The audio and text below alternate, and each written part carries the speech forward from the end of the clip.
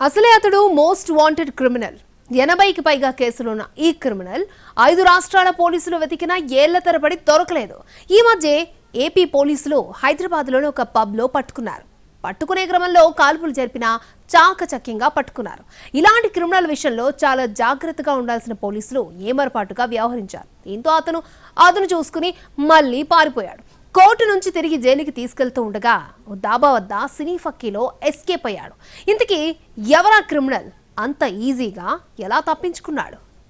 Battula Prabhakar alias Rahul Reddy alias Bayyapu Reddy alias Raju alias Bittu, ఇలా ఎన్నో పేర్లు.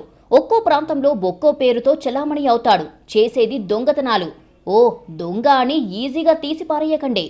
ఇతగాడు చేసే చోరీల్లో పక్కా ప్లానింగ్ ఉంటుంది.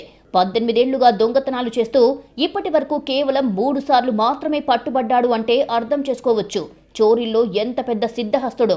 ఇలాంటి మోస్ట్ వాంటెడ్ క్రిమినల్ పోలీసులకు చెక్కి కొన్ని నెలల్లోనే మళ్లీ ఎస్కేప్ అయ్యాడు. కోర్టు నుంచి జైలుకు తరలిస్తుండగా పోలీసుల కళ్లు గప్పి పారిపోయాడు. ఈ ఏడాది జనవరిలో నానక్రామ్గూడ ప్రిజన్ పబ్లో బత్తుల ప్రభాకర్ ఉన్నట్లుగా గుర్తించిన ఆంధ్రప్రదేశ్ పోలీసులు పట్టుకునేందుకు పక్కా స్కెచ్ వేశారు. అదుపులోకి తీసుకునే క్రమంలో బత్తుల ప్రభాకర్ పోలీసులపై గన్తో కాల్పులు జరిపాడు.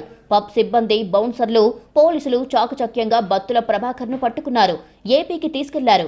ఏపీలోని పలు పోలీస్ స్టేషన్లలో నమోదైన కేసుల్లో ప్రభాకర్ను రిమాండ్కు తరలించారు. రాజమహేంద్రవరం సెంట్రల్ జైల్లో ఉన్న బత్తుల ప్రభాకర్ను కోర్టు వాయిదాలు ఉన్న రోజుల్లో విజయవాడ తీసుకుని వస్తుంటారు పోలీసులు. ఇదే క్రమంలో శనివారం విజయవాడ కోర్టుకు తీసుకెళ్లారు. తిరిగి రాజమహేంద్రవరం సెంట్రల్ జైలుకు తీసుకొస్తున్న సమయంలో దేవరకొండ మండలం దుద్దుకూరు వద్ద ఆగారు. ఓ దాబా వద్ద భోజనం చేసేందుకు వెహికల్స్ దిగి దాబాలోకి వెళ్లారు. పోలీసులతో పాటే భోజనం చేస్తున్నట్లు నటించిన ప్రభాకర్ అదును చూసుకుని పారిపోయాడు. పోలీసులు తేరుకొని చూసేలోపే జంప్ అయ్యాడు. చుట్టుపక్కల పోలీసులు ఎంత గాలించినా దొరకలేదు. పారిపోయినప్పుడు ప్రభాకర్ చేతికి హ్యాండ్ కప్స్ ఉన్నాయని, white colour T shirt, black colour track pant వేసుకుని ఉన్నాడు అని చెబుతున్నారు ఏపీ పోలీసులు. ప్రభాకర్ను ఎక్కడైనా గుర్తించి ఆచూకీ తెలిసిన వాళ్లు దేవరపల్లి ఇన్స్పెక్టర్ లేదా రాజమండ్రి పోలీసులకు సమాచారం ఇవ్వాలని కోరుతున్నారు.